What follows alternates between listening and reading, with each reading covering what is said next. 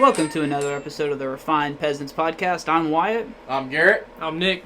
Alright, let's get after it. Alright, and a happy 4th of July to everybody. This podcast will be airing on July 5th, but we figured the best topic for today would be going over America's historic achievements. Since the 245 years of telling the Brits to go fuck themselves. Yeah, right. I mean, you can take like a literal interpretation of what July 4th is and what it means, but like you can say it's just about us winning our independence. But honestly, I think it means a lot more than that. Yeah, it symbolizes like the establishing of ourselves as a sovereign nation. Yeah. Oh, yeah.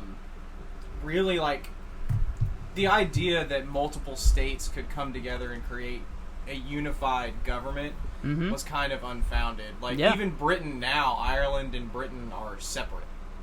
Yeah. Like you don't get different country-sized environment. Like Kentucky is roughly the size of like Ireland.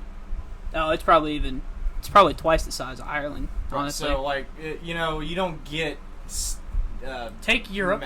Yeah. Take all those countries and try to get them to agree on anything. Yeah. And that's how the EU went. Yeah. Yep. And even the British were like, yeah, fuck this. Yep, they said, fuck this shit, I'm out. Said, we're done with this. But 4th of July is probably the most... Would you say it's the most important holiday for American history? Most celebrated, I believe. Definitely the most celebrated. I said Christmas is probably the most celebrated. That's not uniquely American, though. Yeah. So uniquely American holiday? I mean, yeah, like, I'm trying to think. I can't think of anything off the top of my head, though. I mean, President's Day is just a day off. Yeah. And then, now we have Juneteenth, but there's no way that competes with 4th of July. Just 4th of July has so much more history behind it. Yeah, I'd say so. I'd say, like, uniquely American, yeah. It's the biggest holiday in American history. For America, yeah. Yeah, I don't think anyone would dispute that. Okay. I mean, it's fireworks, beer, bratwursts. Yeah, what's to complain about? There's nothing to complain, except that it's hot. It's hot as shit in the South this time of year. I feel like it's either extremely hot, or I feel like, oddly enough, like, I feel like most 4th of Julys I've been to have been rainy. Yeah? So it's either going to be really, really hot, or it's going to rain, and you can't go outside. And then, when it's sunny after it rains, you can't breathe because it's water vapor. Yeah, it's... But damn, them fireworks shows are nice. Yeah, the fireworks shows are nice. Absolutely. Okay, so we figured the best way to cap this day off was to go over like the greatest achievements unique to America. So the first one, starting in like kinda chronological order. I mean, we won our independence from Britain. Yeah, big feat. The reason that's special is because the British Empire at the time was the world power, was the world superpower. Yeah, they had literally just beaten France for that title. And Spain, right? Yeah, well, Spain was pretty well falling. I mean, Spain was making a lot of money, but as far as like power, not really on the table of France and Britain. But they had just beaten France for that title. But the idea that a colonial power could stand up to the British Empire and win, was totally. I mean, even France wasn't like they didn't want to bet on us. They just were like, "Hey, you guys are fucking up the British, and we like whoever fucks up the British." So yeah, they weren't pro-America so much; they were just anti-British. Yeah, and you know what? Convincing for them to help. You know what? I'm a pragmatic person. That's fair enough. Yeah, you know, the enemy of my enemy. Exactly. But it really was a special occasion in my mind because it was the first time that something like this had really ever happened. I mean, since the fall of Rome. Yeah. Wouldn't you say? Like, when the German barbarians overtook Rome and burnt it to the fucking ground, like... I mean, yeah, it was a pretty big deal. I mean, like, so I know in Europe, at least, like the UK, it's not a big deal to them. We're just another lost colony. The difference is that, like, we made it, you know? Like, we tipped the domino. Well, we kind of... And America was very lucky. We are surrounded by 2 oceans. Massive oceans. We were blessed with great resources in most of our country. Yeah. It was untouched land for so long. Yeah, as soon as we were established, too, we were the dominant power in this hemisphere. Like, as soon as John Smith establishes Jamestown, like, we are already the dominant... Because the Mayans and the Aztecs are being wiped out by the Spanish. The Inca The natives in Louisiana are being wiped out by the French. Also in Canada, so like, we own the coast, essentially. Yeah, I mean, we owned basically the whole continent. There's a reason we conquered it. Like, yeah, we were pretty much uncontested once we were founded on this hemisphere, basically until Mexico came around. And that didn't... Mexico bent that knee. Well, it was a close one. It was a lot closer. It was closer for Texas. Yeah. Okay, so no, Texas got their ass whipped. I'm just gonna say it. Yeah. The way they teach that, I'm sorry if you're from Texas, but you guys did get your ass kicked. And if I hear Big one Daddy comment, government had to save you, which is very ironic if you look at how Texas is today. Yeah. Very independent, the Lone Star State, and they had to call on Big Daddy federal government to save them. Well, it's just like with the power supply issues they've had this past year. I see one comment that says, "Remember the Alamo. You lost the Alamo. Just remember that." Yeah, like... Well, I think the remember the Alamo is like remember their sacrifice. Like, because they all willingly stood and died. They lasted 13 days against the full Mexican army. Yeah, it's like the Spartans versus the Persians. Yeah, the 300 Spartans died. Like, they lost. But they gave Greece enough time to rally. Mm-hmm. Like, and that's what the Alamo was. They gave James Houston enough time to prepare for Santa Anna's. Yep. But, anyway, we're a little off topic. Yeah. But... So, winning our independence, and then we decide we're going to found a government. And we didn't get it right the first time, if y'all didn't know. Yeah, the Articles of Confederation. Which were just... We had a government, couldn't do anything with it. Just a shit on a piece of paper, to be quite honest with you. Just absolute failure. I think the idea behind the Articles of Confederation is fine. Because you were trying to keep all these states that you were joining together happy. But you can't have a federal government that has literally no authority. Well... Like... Otherwise, why have a federal government? Why not just each state have its own and sign treaties? Yeah, so that's the thing. Like, a confederacy, they just don't work. Like, you can't have a state power with more power than the Fed, because then the Fed has no power. The biggest because issue, if they can't override any state, then I mean, what can you do with the power you have? You can do nothing. I mean, it was so bad. So each state they didn't even have the power to tax, did they? No, couldn't collect not taxes. Not at first, no. Each state had a different currency. But you had to raise an army. So how are you going to raise an army and pay an army without taxes? Mm-hmm. And I guess that made a whole lot of sense back then, whenever, your country was still massive at the time, and, how are you going to message back and forth over the course of months? But I think especially, like, today, like, it's got to be what the system we got now. I think they got it right.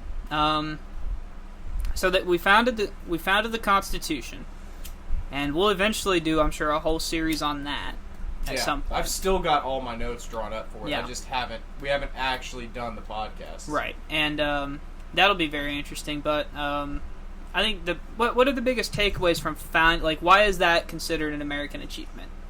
Well, because it was the first document of its kind. Like, I think so. Every other country after doing revolutions try to follow suit. Yeah. It set the groundwork for dozens of countries. Even today, countries base their constitution off ours. I mean, I don't think the Brits did. I think the Brits' parliamentary system stayed basically unchanged. But I know the French, when they came out with their constitution, it was definitely... The French... You say that the British power system changed. So, like, the royal family's more of just political figureheads. They don't really pass much law anymore. That's true. Well, that's how it was a lot back then, too. Like, the King George had a lot of military power and a lot of influence. But, I mean, now, like, the monarchy is basically just for show. It's a symbol at this point. Well, it's been replaced by the Prime Minister. Yeah. Yep. Absolutely. So and it's been that way for a while. And interesting, our Constitution is actually the second longest existing government. So, like... Oh, so it's existed for 200... Well, not 245, but 240 years? Yeah, ish. Yeah. And it's the second longest ever. They're counting... it's one of the Norwegian countries. They have not changed their system of government. Is it Iceland? No.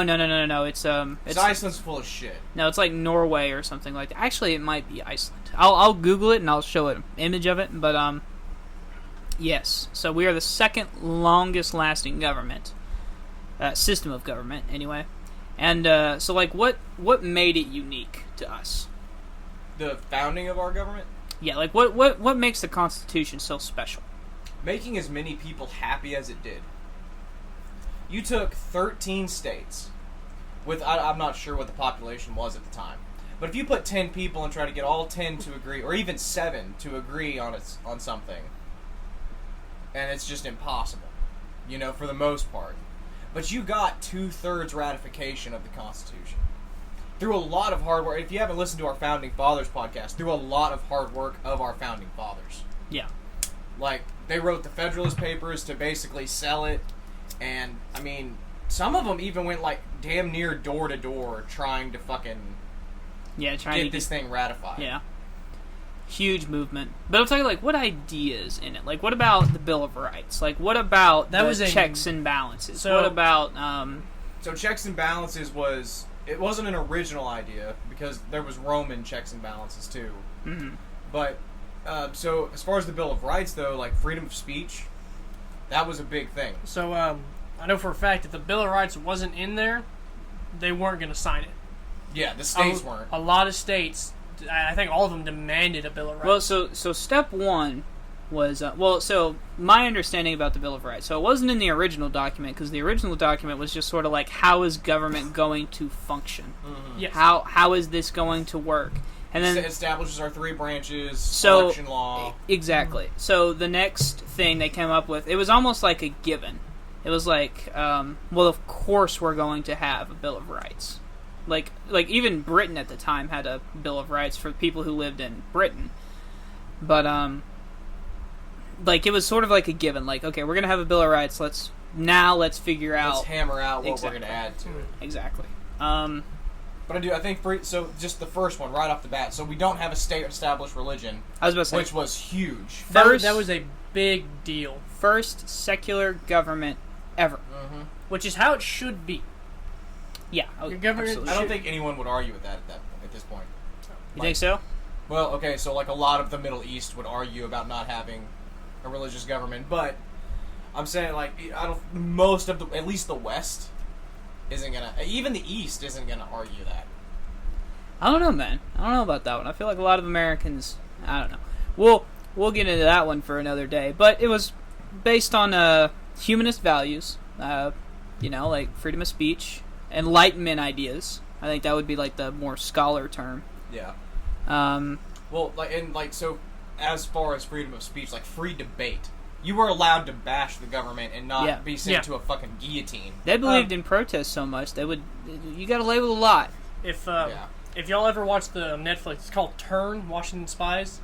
At the end of the show, at the end of the series, Washington visits a newspaper guy who the whole war has been bashing Washington. Yeah, he was a pro Britain. Yeah, so he was at journalist. first pro American until the Sons of Liberty burnt down his printing press.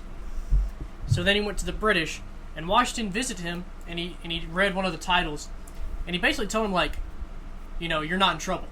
He goes, I don't care. This is how it should be. You should be able to say whatever you want. He just said, now I'd change your name. Now, we may need to specify that this was a show, and that conversation, in all honesty, probably never happened. We don't know what happened, but the people were real, but I think the spirit of it, name. knowing what I know about Washington, like, it wouldn't shock me if that had actually happened. If that was his actual position, because he was one of the big ones for all of the First Amendment, protest, free speech, free religion. He was the main reason guy. It's number one. He's the main reason it's number one, because he's this is the first thing. So I feel like the Bill of Rights was a huge one. Yeah. Well, and so as far as other, like, so the Second Amendment, that's another huge one. Like a right guaranteeing the right to an armed populace. Yeah.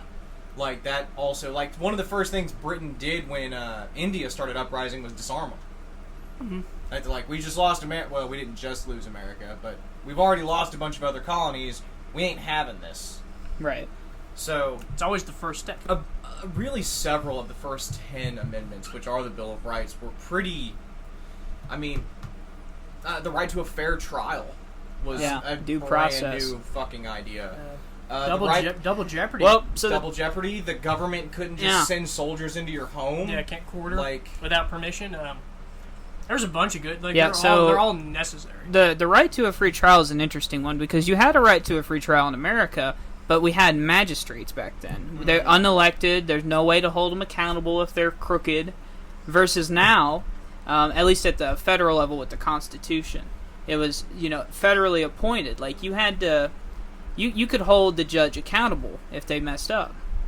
And maybe not a Supreme Court judge, but like, judges still have to run. Like you vote for a judge on all the ballots. Even state judges, yeah. If they state judges get a lot. You vote for everything except Supreme Court justices. Yep. And that's not of course, there's the Supreme Court, the 9 justices, and then there's different Supreme Courts of each state. They do their own little trials. Like, so if you think the only time you ever go to the Supreme Court in Washington is it's a big issue. Like, no, the only time you go to the big Supreme Court is when it's issued between states. Yeah, if it's So, federal, like, if it's a federal, like when they did. Well, so if a state needs a ruling between like a ruling in Florida contradicts a ruling in Maine, well, the states can't. They're just going to bicker all day. So you have to have the federal Supreme Court come in and be like, okay, this side is right. This is now the precedent. That's where you get like Oklahoma versus John or stuff like that, and then the Supreme Court rules. Well, and they also handle state suits against the federal government. Yeah, true. So with like abortion, a lot of states are suing, and then a lot of states are passing laws and then getting sued by private organizations. Mm-hmm. So there's a difference between a state Supreme Court and the federal Supreme Court. Because federal, it's the United States versus this topic or this person. If it's state, it's the state versus somebody. Yeah. Right. So the next one. So our first president was pretty unanimous. It was going to be Washington, you know? That dude could have been king if he wanted. Yeah. They offered him. And but the next one, it was a real election. John Adams won. John Adams does not get reelected. John Adams did a lot of stuff that Jefferson did not like. And this is a big deal because, like when France had their revolution, what did they do to the previous power? They butchered them. When has that ever not been the case? It's always been the case. That's what did the Russians do whenever they overthrew the Tsars? Butchered them. They sent them into Siberian wilderness. Not just them. They killed their kids. They killed cousins. Killed the whole line. They killed the whole They line. literally were going for everybody. Well, and historically, like if you didn't kill the whole line, then some podunk third cousin of the last king comes up and is like, and claims authority. Yeah, he hasn't claimed So nobody went for anyone's head in America. And that apparently was not what everyone thought was going to happen. And John Adams and Jefferson did not run like a pristine campaign. They went at each other. No. If you think like mudslinging, if you thought campaigns today was like you're just throwing mud at each other, go look back at what they wanted. I think these two were friends. They used to be friends. Jefferson claimed that John Adams' wife was a harlot, and that your wife's a whore, and that he was into bestiality. And you like to fuck dogs. Our founders were great people. And this everybody. and they're I love every single bit of them. Fucking hilarious. And they're the two reasons why if whatever president, Republican or Democrat wins, they're automatically have a vice. We don't vote for vice president no more. Yeah. Yeah. So because we had Adams was president, Jefferson was vice president. Nothing got fucking done because they were at each other's throats all day, every day. Yeah. So but what happened was, and what everyone expected some violence. None of that happened. They expected Jefferson to overrule and basically start from scratch with his agenda. None of that happened. Now, don't get me wrong, he progressed his own agenda, as you would expect, but he didn't all of a sudden be like, I'm going to go... All the laws passed under Adams are now moot. Exactly. He's like, I can't throw this treaty away just because I didn't sign it. And I think that's a pretty big deal, and we don't see it a lot around the country, especially in today's time. Usually it's every 4 to 8 years they undo whatever the last president did. Well, it's because a lot more gets done through executive orders now. That's what I was telling him on the ride over here. He made the same point. But that's the problem with executive action is it can be undone with the same stroke of a pen. Right, and if you look at it, anything that a president does, like for instance, Obamacare got done, and then Trump and the Republicans were like, we're just going to get rid of it, and they couldn't. Yeah, like it's a lot harder to get something that's established in law. Absolutely. Even in the Supreme Court, for whatever reason, doesn't like ruling things unconstitutional anymore. It doesn't. Like, it's not going to take a law that passed Congress and be like, no, we can't have this law. Yeah, they're very open-minded the Supreme Court is now, because they understand. I mean, they understand that this document's over 200 years old. The people back then had no idea we were going to have things like Social Security or Medicare or the military of this Thomas size. Jefferson would have shot you for suggesting Social Security. You think so? Yeah. Yeah, probably. A tax on every citizen to pay for the retirement of other citizens. He would have flipped a bitch. Okay, so the next one, and this one really helped America out, I think, is the Louisiana Purchase. That's a big. That's the big noticeable contribution from Thomas Jefferson. Yeah. Was I think he also won. Didn't he side with the French? Nah, he was pro Britain. Okay, I could have been wrong. So if the deal he got for the whole Louisiana Purchase, because Napoleon needed money and he needed money now. He literally sold it for essentially a penny an acre, essentially for how much we got, for how much we spent. It was stupid inexpensive. Yeah. I think it was actually like 10 cents an acre. But that's, right. What's the fuck difference at that point? Yeah. We So- got all of that. And we kind of had Napoleon over a barrel, because he was over there in his third war or second war. Balls deep in winter Russia, which is the downfall of every European. He had no choice but to make this deal, because you got to fund an army somehow. You're talking food, ammunition. Forget salary; they're getting paid after the war, whoever lives. But So Napoleon's reason was, well, we're not in Louisiana no more. We don't use that land. I'm fighting the Third Coalition now, and I need stuff now, not later. So right. Jefferson, you want it? And then he told him a price, and Jefferson went, "Burp, yep." And then Well, he had to get it to be perfectly honest, if Napoleon was a forward-thinking man, which he was a good general. You know, he was a barbarian, absolutely. but he was a good general. And being a forward-thinking man, he can look at it and look at the expanse of the United States and be like, even if I lay claim to that, they're just going to take it. Oh, I don't think so. Manifest Destiny Yeah. is good. I think we wouldn't have fought France for it. No way. Yeah, we would have just taken it and then let them sail the fuck over here and get their asses handed. Well, I don't know about that one. Mm-hmm. But because we were also ramping up war with Britain, Yeah, 1812. so beating them, that just kind of got them out of the colonies. I wouldn't say the War of 1812 was a good achievement in the sense that we lost. Oh yeah, we lost. Yeah, we sued for peace after Yeah. they burnt the White House to the ground. I'll tell you what. If you could say one good thing about that war is Jackson held New Orleans. Yeah, after a because- year after fighting, it was already over. Well, do you really think that if Britain had won New Orleans, that they would have given a single fuck about the treaty? They control the entire Mississippi River. I would, Trade. I would think, especially this isn't Georgia at the time, right? Are they under a different king? Whoever the king is, he wouldn't have gave a single flip. He'd have sailed right up that river, up to the Potomac, and burnt our White House from both sides. Yeah. So, there's actually an interesting story. I know this is a little bit off topic, but there's an interesting story that when the British went to burn the White House down, 3 tornadoes dropped out of the sky in Washington D.C. and Oh no, a fucking hurricane at the time hit it, like a mini hurricane. it was some severe weather, right? Yeah, we had severe. I've heard tornadoes mostly, but Yeah. I guess something it could be put a out the hurricane. fire. yeah. That is something that. It was viewed as divine intervention Yeah. on the behalf of the Americans, at least by Americans. To The British credit, probably- who was it? Was it Madison?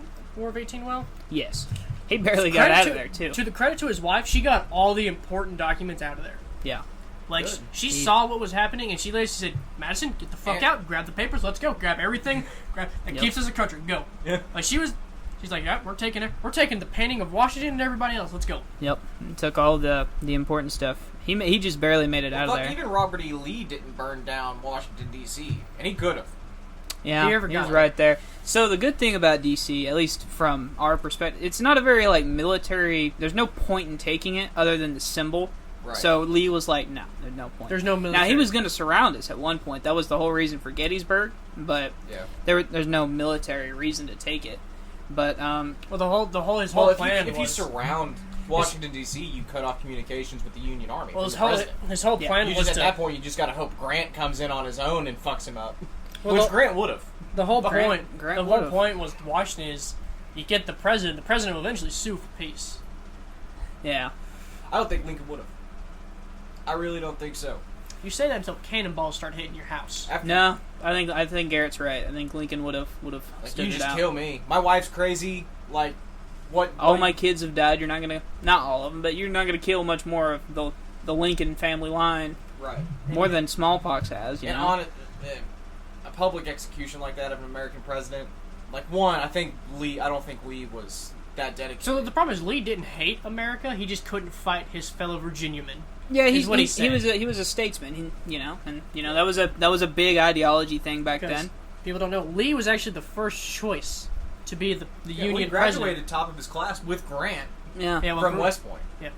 So, we'll talk about the American Civil War in just a second. Okay. But because it's the next one on after this one. But so have any of y'all heard of James Monroe?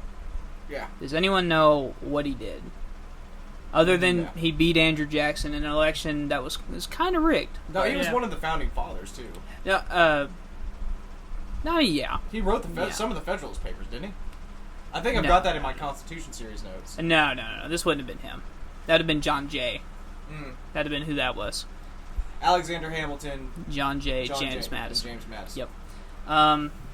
But he, so the big deal for us was this is like a global document that he sent out to all of Europe.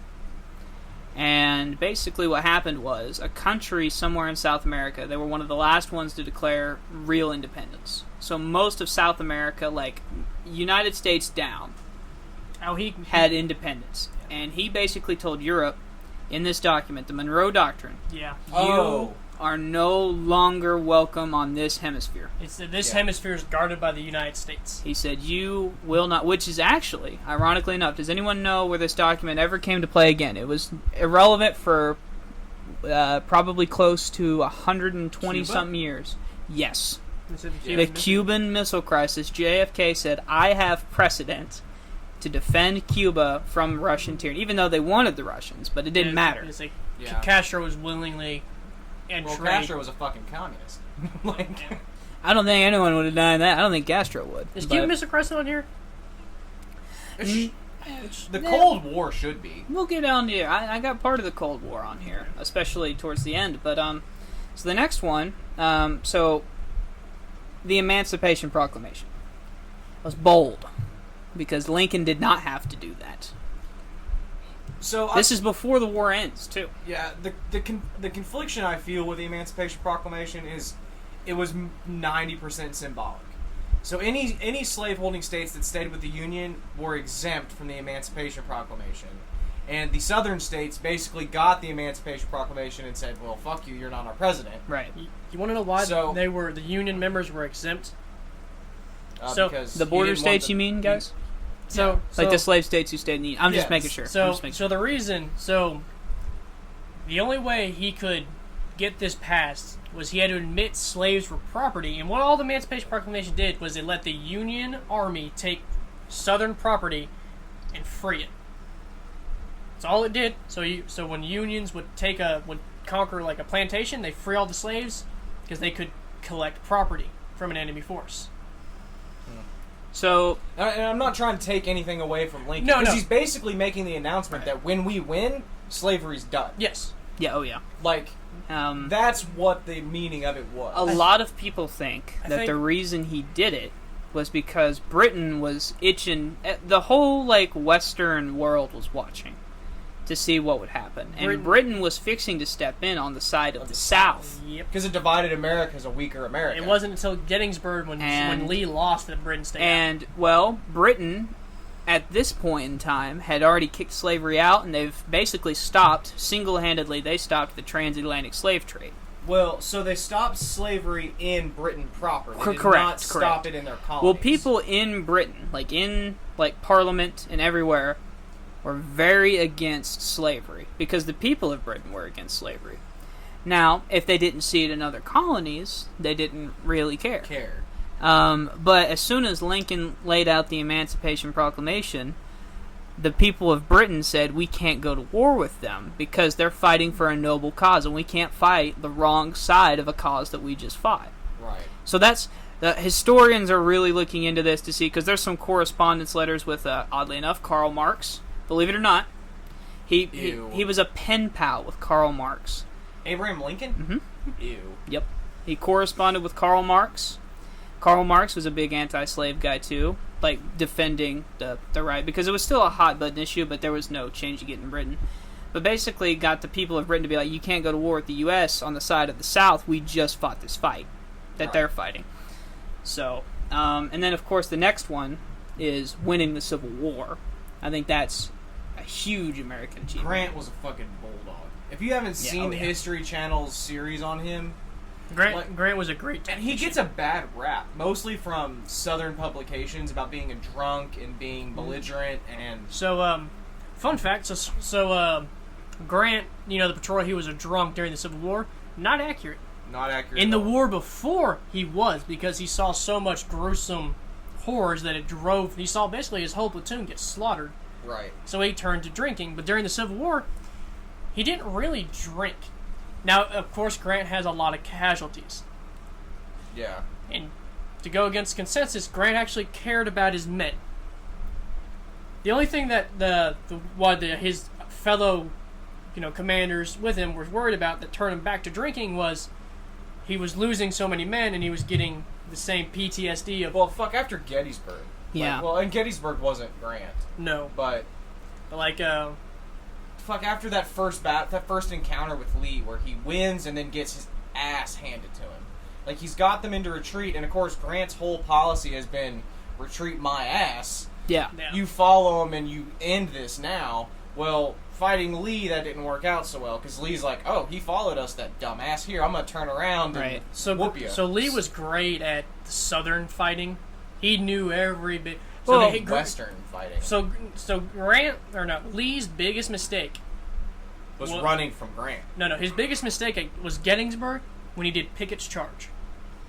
Because he thought that they would fortify one of the Little Round Top. They didn't. They fortified the center in a bold move. Headed to Little Round Top, fought off a huge armada of Confederates. So Lee does Pickett's charge. To give him to it, they got to the Union Army. They got there. When they got there, they were like half as many men. Almost like storming the first beaches of Normandy. So they did. Yeah. So what happened is both artilleries would shoot at each other, and when it stopped, they thought, it's time to go. And they marched in basically 300 yards open field, and then the Unions reloaded and just kept firing artillery on these. You're marching. You're already halfway there. Right. And so when Pickett gets back, Lee tells him, gather your men. He says, General, I have no men left.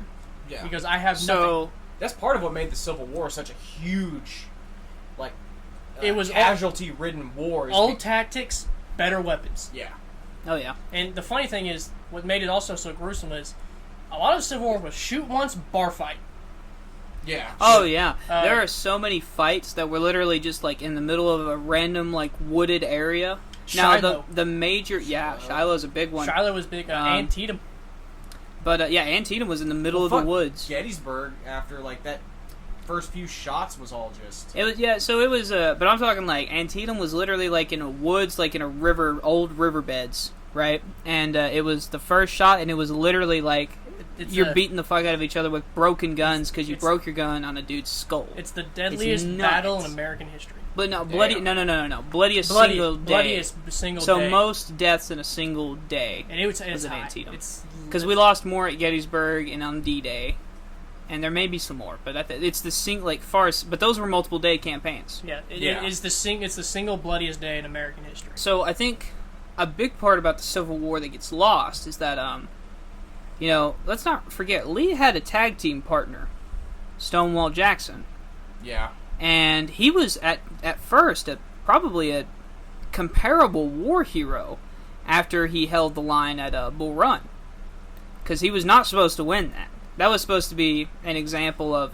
was it the first battle of Union supremacy? Yeah. And he held the line with about half the numbers.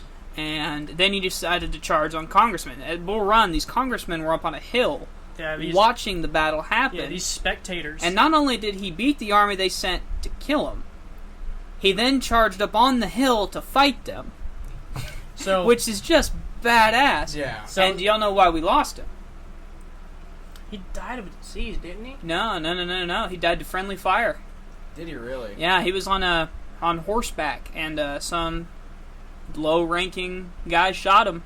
Damn. And he died several days later. Huge, honestly, huge win for the Union. Yeah. But an even bigger Because- blow. Well, because that for the leaves us with Confederacy. Grant and Sherman. So Yeah, so because we thought he, at that point, like the Confederates did, thought he was unkillable. Because after They said, there's no way. So Lee took the batter of the second Bull Run, and Jackson was supposed to go down to Florida and handle Grant and Sherman. And Well, that he would have was- been Sherman specifically. he was in Atlanta. handling Sherman his ass. Like Oh, Jackson. was he fighting Sherman at that point? I I don't know how far. I don't know if it was Sherman at the time, but whatever generals down there. I don't know that. Moved. I don't think it was Jackson that actually fought Sherman on his march to the sea. from Because, Atlanta. no. He didn't make it that far in life. No, he died. He died pretty early on too. And of course, the big significance of the Civil War is we fought a war over slavery to end it. Yeah. Which is part of what irritates me about people who want to still bring up and be so offended about slavery. It's like, look, free Americans died Yeah. to free slaves. This was an important issue. People, like hundreds of thousands, laid down their lives to get rid of slavery. Now, and you can fairly make the argument that also hundreds of thousands laid down their lives to keep slavery. So here's the problem. So the average Confederate soldier was just a farmer who was basically drafted to fight. And so he was just fighting because he was told to, while the plantation and slave owners Right. were the generals and their congressmen. Right. And so they were really just fighting No, for I don't what disagree. they were told.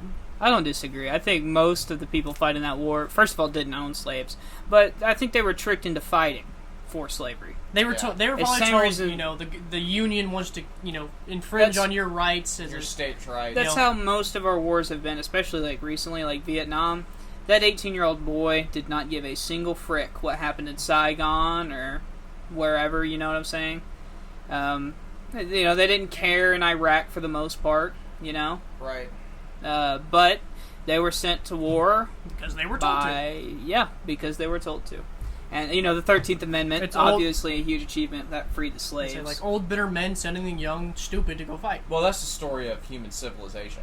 Yeah. It's The the rich powerful and powerful. the powerful sending the weak to fight their battles. It's what Germany in World War One they did that. A guy wrote a famous book and they had to. You mean Mein Kampf? No. So it was a guy and he was told by his school like teachers, everybody that war's glory. You'll get everything you want and more. Oh, that's called propaganda, Nick. Well, that's It is. That's It is. an old idea, though. And then he goes and fights, and all his friends die. He gets shot. He almost dies several times. And he gets home, and they're like, "Oh, how's it going in the war?" He goes, "I've lost everything I know." And he writes a book about it. And once Hitler takes over, that book is no longer available yeah. because it depicts war and its truthfulness. Well, I think that's really what this is going off on a tangent, but I think that's really what changed with Vietnam and Korea was Television. the ability to see firsthand what war was. Yeah. And it really shook And- citizens. At least in World War II, when we were over there filming stuff, the media was at least on the side. They're like, look, we can't lose this, That If was we not... lose to fascism. Yeah. Like, Oh, yeah. Fascism was so bad, we had to team up with communism to beat it, yeah, And then imperialism so bad, we had to drop 2 sons. Yeah. yeah. Imperial Japan, yeah. And then, so... I guess we're gonna get into World War II. So In a second, hold on. So after the, and this one's not so much an achievement, but I just figured it was worth mentioning, because after the Civil War, we downsized the military. We had, we were a creditor. America was pretty good, after Reconstruction. And thanks, Grant. after Reconstruction, we wanted to expand, manifest destiny. Well, you need people out there. Well, it's pretty hard to get in the dude who's been 4th, 5th generation in New York or Virginia Kentucky to or- move west, unless they have nothing. So, what did they do? Well, we sent the Irish, we sent the Chinese from California, And the Germans. and the Germans, and the Swedes. We sent immigration. We started this melting pot. Right. And this is the big deal. Like, people will know, like, the term, like, what that means. The melting pot of ideas means. So, So what you're saying is, like, after the Civil War, America was the destination for a lot of different Yes. people A lot. fleeing different It's, different situations. A lot from Europe. Does anyone know why and China. why the Statue of Liberty is where it is, where it's at? It's like the first It's a thing gift that- from France, It's right? the first thing ever because you had for immigration. You came on a boat and you went to a certain dock, and it's the first thing you see is the Statue of Liberty. Oh, you're talking about Ellis Island. Yeah. Yes, it's the Okay. first thing you see, and that's basically what the dream was for all these people, was to come. Now, if you're on the other side, like the Chinese, you basically went to a prison. I mean, prison. We were they were building railroads. We were much harsher on who we let in on California's side than we were. Yeah. Well, we didn't have the population to support. Well, so many were coming over. I can't remember the regime in China. We didn't know what to do with them. We're like, well, that's why like any accurate Western movie that you see has Chinese people in it. And a lot of them. Yeah. Because they were there. There was a lot of And don't think the Irish and the other immigrants got out easy. Immigrants in this country have always had a rough go. Yeah. There's I could find a picture of the sign, but there were signs that said Irish no need apply. You know, they weren't allowed to apply for jobs. So basically all you had was go west. Yeah. And hope if you can make it past the terrain. Well, you got Indians now, and we they haven't. They are too happy. I know you guys aren't used to owning guns, but you better get used to it. It's not. It's not like the last white people they saw were just so friendly. Yeah, you know, It's so like, they. hey, there's a lot of Indians, and they just killed Custard, so have fun. Yeah. Go. Okay. Anything else on that one, or? Well, I will say, so like our specific lineage, I've done Ancestry DNA, so our family came from Germany and Ireland in the UK after the Civil War, and Ancestry does this cool thing where you can track like where your genetic line went, and you're right. In the first decade after landing here, we were going west. Yeah. So a lot of us went. A lot of our family or our genetic line went all the way to California. Yeah. Oh yeah. And the land a lot of us stopped here in Oklahoma. A lot of us went whatever's directly Illinois. Directly of north? us? Yeah. Kansas. No, Kansas is directly north, but I mean farther directly like North Dakota, Michigan, it'd be Wisconsin like- area, yeah. like the Midwest. I got you. So the next one, we basically have a time of relative peace, but y'all have anything between then and Teddy Roosevelt? Because he did a lot. I just wanted to cover. So anything between the Civil War and Teddy? Yeah, pretty much. Wasn't medicine. LBJ was the 60s. Medicine was a big deal. So After the Civil War. So Teddy Roosevelt was like 1900s, like 1906 to 1910, something like that. Yeah, LBJ would have been after him. Was it the Red Cross that was after during the Civil War? Because during the Civil War, the lady who made the Red Cross, I can't remember her name, but she saw why. So the funny thing about the Civil War is most casualties weren't on the battlefield; they were after. You would get shot, they cut off your leg, that they used 15 times ago, and you get infection, you die. And so she saw this, and she really popularized washing your tools, sanitation. Not cutting the guy's leg off with the bone saw, you just cut, the gangrene off 15 other dudes. Clara Barton. Clara That's Barton? her name, yeah. Clara Barton. And so the Red Cross becomes a thing, and this is where you see medicine start to take its big leaps There's into. a big enlightenment period after the Civil War. Yeah. We're not fighting any wars. Well, America's really industrializing like the whole nation. Yeah. And with industry came a lot of monopolies, and Teddy. So you got J.P. Morgan and I think Rockefeller. J.P. Morgan was so rich he had to bail out the federal government from debt. Oh, I think he did. He did. The government asked him to bail them out, and he said, yes, but at a certain rate. He wanted his money back. For a price. Yeah, he's like, I'll loan you the money, but you have to pay me back with interest. And he basically just... Look, and that's not to diminish. J.P. Morgan changed this country. really owned the railroads. Yeah. So you had him, you had Andrew Carnegie, and Rockefeller. So the Rockefellers was steel, right? Yeah. J.P. Morgan was more like finance and what? His railroads, right? Yeah. Finance Morgan and was trade. He does. Morgan today still does finance. Yeah. I know that. And then Andrew Carnegie was Standard Oil. Standard Oil, yeah. Yeah, which eventually got But broken. of course, up. you got Thomas Edison and Right. you have the advent of and Nikola Tesla. That loser? I hate you. I hate you so much. Nikola Tesla was so awesome. Nikola Tesla was a fucking legend. Oddly socialist for you to like him, though. I must admit. Huh? Well, you could come up with cool. You could be a brilliant person and still be wrong. Well, I mean, that's the whole reason people like him, I thought, was the whole free electricity, the wireless grid. You don't have to charge anybody anything. Well, I liked him because he would. So the problem is Thomas Edison gets a lot of credit, and that pisses me off because Thomas Edison ran us for like 10 years, and then everyone realized, hey, this Tesla guy who mysteriously died from suicide. Oh, I didn't know that's how he died. That's awful Yeah. coincidental. He died of a heart attack with weird rope-looking things around his neck. Gotcha. Like, So he did die of a heart attack. yeah, That's yeah. fine. I mean, maybe he was into some weird kinky shit. I don't know, but And wanted free It electricity. is a possibility. and he did want free electricity. And like I said, I think he was Nikola Tesla deserves way more credit than most people give him. And now there has been like an awakening since 2010 about people who really like Nikola Tesla. Yeah. And that's not to say Thomas Edison doesn't have his place in history, but his place in history is like several notches below Nikola Tesla. Especially in the science realm. Yeah. In the science realm, he contributed very little. He was a businessman more than a scientist. Yeah. More than an inventor, even. But, so, the big thing about Teddy, though, other than splitting up the monopolies, which we're all hunters here, correct? Yeah. I mean, I wouldn't call myself a hunter, but you two Yeah. are hunters. Damn time we setting start up talking about him. setting up national parks. Yeah. The national park system Well, he also ended mercantilism hunting. ended, for a large part, ended lumbering in America. You can't, he said, you are not going to, now he could be selfish and, he wants to hunt himself. His reasons were his reasons. But the fact is, he told people, is like, you do not get to ruin this beautiful God-given land. Right. And so, like, he established, like, you couldn't cut old-growth forests. Right. You couldn't, and, so the laws have changed naturally, but he started establishing parks and federal land to protect what we had. I want to say he established the Federal Department of Wildlife Conservation, but I don't know that that's true. I know for sure the national park system. Yeah, for sure the national park system. But he was, the Panama Canal.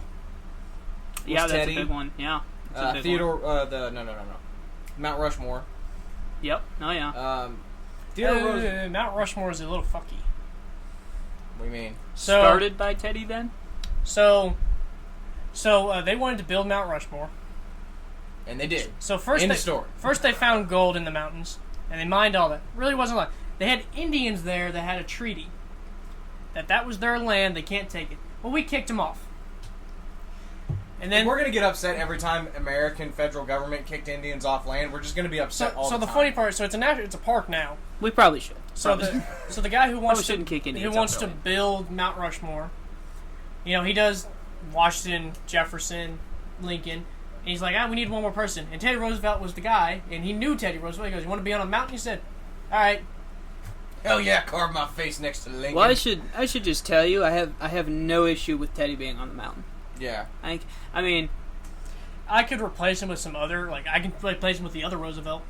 yeah, but that's later. You know what I'm saying? Yeah, but I'm not mad that he's up there. From Roosevelt back. I mean, I don't know who you'd replace him Between Lincoln and Roosevelt, who are you gonna with. choose? Exactly. Yeah. And I honestly, Teddy. Yeah. In my mind. Yeah, I'd imagine Teddy. Okay. So the next big one is we won the First World War. I will disagree with you there. Was it 1916 to 1918, Yeah, but I was we gonna were say. really in it from Nin- 1917. It's 1914 to we were in 1918. it close. We were in it close to We were 2 there years, right? About a year. We Okay. entered late 1916. Okay. But basically beginning of 1917, and it ended in 1918. But I do not credit us with winning World War I. Well, you're stupid. Okay. The most we did was the Argonne campaign, which in and of itself was impressive, but not as impressive as what the French did that whole time. They fought for 4 years. Didn't we still lose 100,000 lives though? I Yes. forget what the death I'm just toll saying, is. the coincidence that America enters the war and then it ends a year later, Well, even when we got there, it was still a stalemate. We didn't. then we came in and ended the fucking stalemate. Not true. When we did the Argonne campaign, but even then we eventually just stopped. We just hit a wall. Same with the French, and we did trench warfare. It got to the point where both sides were just so tired of fighting that the Germans were like, "All right, we're done losing men. We're tired." And they Well, and World War I was brutal. Oh, Because there was no Geneva Convention. There was no fucking rules in World War I. There was It chemical all the- weapons. Yeah, there it was were- chemical. It was all the bayonet warfare of the Civil War, spread throughout Europe with mustard gas and fucking trench warfare. So here's okay. So the trenches were 10 feet tall. You dug them 10 feet deep.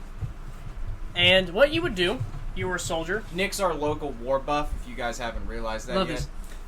So trenches were dug 10 feet deep, and they were built back, so your commanders were farther in the back, so they wouldn't get bombarded. And what you did, you rotated every so much. You do 3 months front line, 3 months reserved, and then you would move up every 3 months until you're back on the front line. Well, it got to the point where you were staying now 6 months on the front line.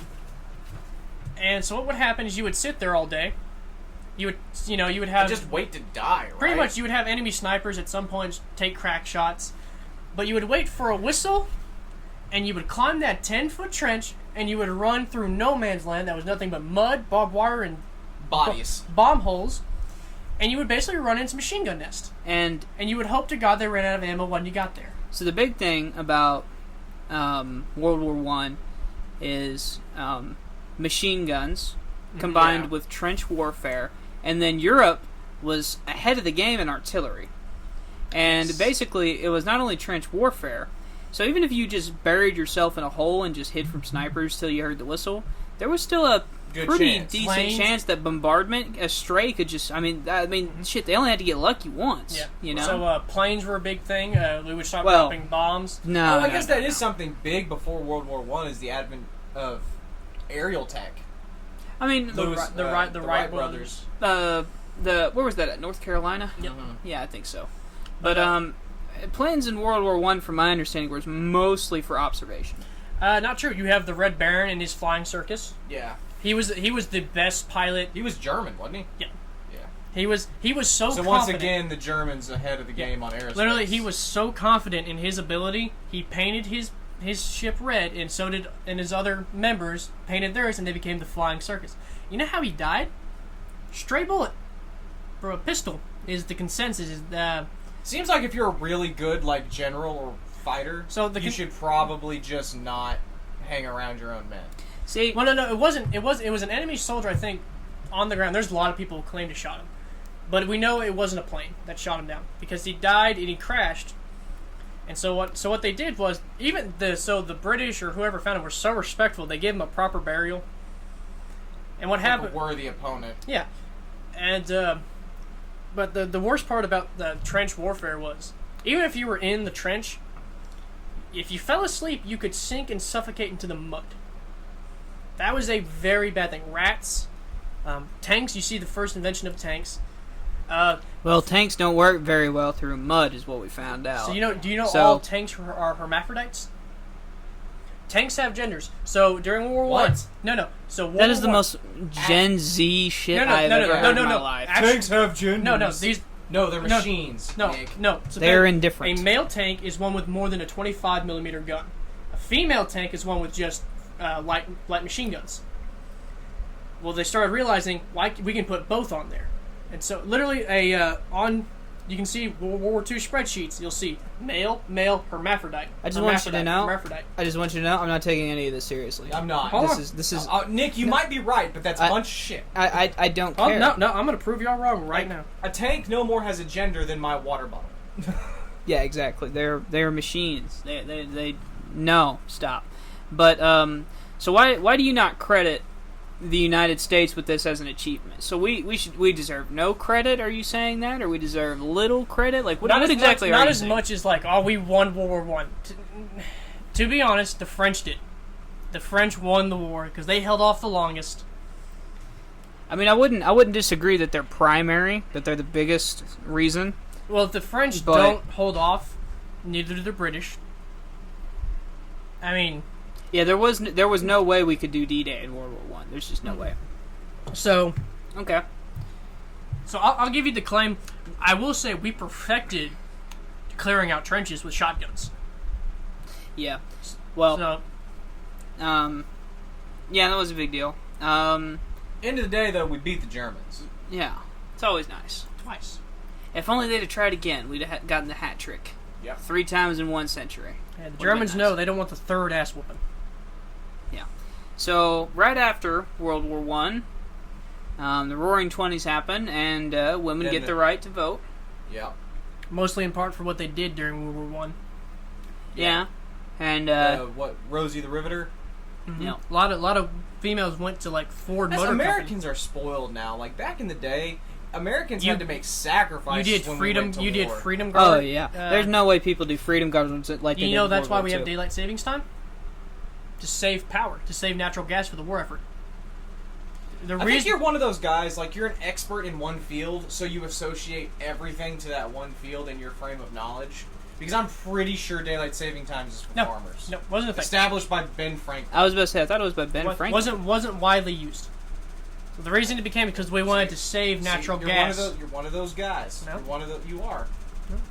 But not much to say about women's right to vote, but I'd say it was largely because of their portion in the war. I would also like to say that for all the like third wave feminists that don't want to give men credit, there's a bunch of men that gave women the right to vote. Yeah.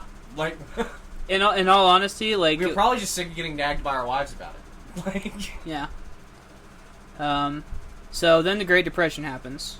yeah, the stock market crashed in 1929. Yep. Black Tuesday, 1929, and well, we elected a socialist who said, well, you guys have no retirement, no long-term assets, you're living longer, you can't work till you're 100, so we're going to establish Social Security, Medicare, basic stuff. And I would count that as an achievement. Nowhere else in the world was doing stuff like this at the time on the scale that we were doing it. To guarantee our citizens a decent life after they're done working, after they're done contributing to the country. So, Nick, thoughts on the New Deal?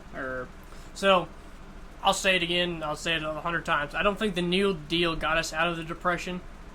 I believed it helped as much as putting a Band-Aid on a car that's totaled. So you understand the Depression was never going to be permanent, right? Like we would have recovered. It would have taken us longer. What got us out was World War II. It's pretty. What got us out was World War II. You can argue. I mean that was a catalyst, and I would agree. But I mean, there's no denying that the New Deal was there's a severe difference in our GDP, in our unemployment, and everything from before the New Deal to after. Well, yeah, you're handing out a bunch of government jobs. Of course, TVA, building the Hoover Dam. Exactly. So the New Deal, you could argue, got us out of the Depression, and then I'm going to stand the war, with Nick, that World War II got us out of the Depression. And then with the war, I mean, even the war, the New Deal, you gave a cripple a crutch, and then the war, you fixed the cripple's leg. Yeah. I mean, don't get me wrong, the war was the final thing that really got us out of the war. Now, and so, or got us out of the Depression. I got a lot of problems with FDR's policy, but very few of them have to deal with FDR himself. So, so when FDR created Social Security, he never intended it for it to be borrowed against by the feds. And that's what big problem I have now with Social Security is feds just use it as a piggy bank, and it pisses me off. But that's not FDR's fault. Now, a few, my real big gripe with him would honestly be basically threatening to pack the Supreme Court if they just didn't start letting him do whatever he wanted. To me, that's just shitty. Now, and I get, he may have had good intentions, but the road to hell is paved with those. So, yeah. That's just, you don't threaten another branch of government with court packing just to get your way. That's just a bitch move. Yeah. So, I like everything he did. I don't know what Social Security and them polls at, but it's upwards in the 90s percentile. Well, every entitlement ever given to Americans, after it's been around for a generation, it's just. Well, no. Do you guys understand what percentage of old people being 50 and up, were living in poverty? And we're talking back then poverty. This is, you know what I'm saying? Do you have any idea what the percent was? During the Great Depression? Yeah. No. This is not Great Depression. This is before the New Deal onward. So this is start of this country to the Great Depression. To before the New Deal, I mean. If you just had to throw a dart at a number between 1 and 100. Probably 90. 90? No. No. I'm going to say 40%. And so the reason the reason I would say that is because I feel like America, like old time America, we had more respect. Like, you didn't send your parents to nursing homes; they moved in with you. Yeah, so it was it was 78%. Damn. Lived in poverty. After the founding of the Social Security Administration, that lowered, I think, 66%. I could find the numbers again, but it lowered 66%. Damn. I mean that there's no doubt that that's one of the biggest like achievements in the 20th century, Well, at least by the government. my issue with Social Security in general now is I think people would spend their own money better and invest their own money better. Like, That wasn't really a in thing Social back Security. then, though. Right. And I'll be the first. There's a time and a place for everything. Well, So the problem with like Social Security now, you weren't meant to live so long. No offense, you weren't meant to live to 90. And so these people when they built Social yes, Security, and now since Okay. medicine's gotten so good, we can keep people 98 and stuff like that, and they're still drawing Social They're like Security. 130. Like in some, it's like they're like the oldest people in the world have lived to like 130. Yeah, and it's like it wasn't meant to last that long, and And the Fed keeps using it like a yeah, fucking piggy bank. the Yeah. system was not built for people to live that It's kinda old. like- But again, none of that is on FDR. no, it's kind of Right. like welfare. Welfare wasn't Well, meant for you to live your life. It I was meant think- to help you to get you back on your feet real quick. It's absolutely like entitlements. Absolutely a great achievement to tell the citizens of your own country, we are not going to sit by and let you live in poverty without at least some form of help. So That to me is a good thing. Like if you didn't retire and you made bad decisions your whole life, like look, this isn't gonna be a lot, but this is going to keep you out of poverty, and that like we as a nation have a minimum bar, and I think that is a good thing.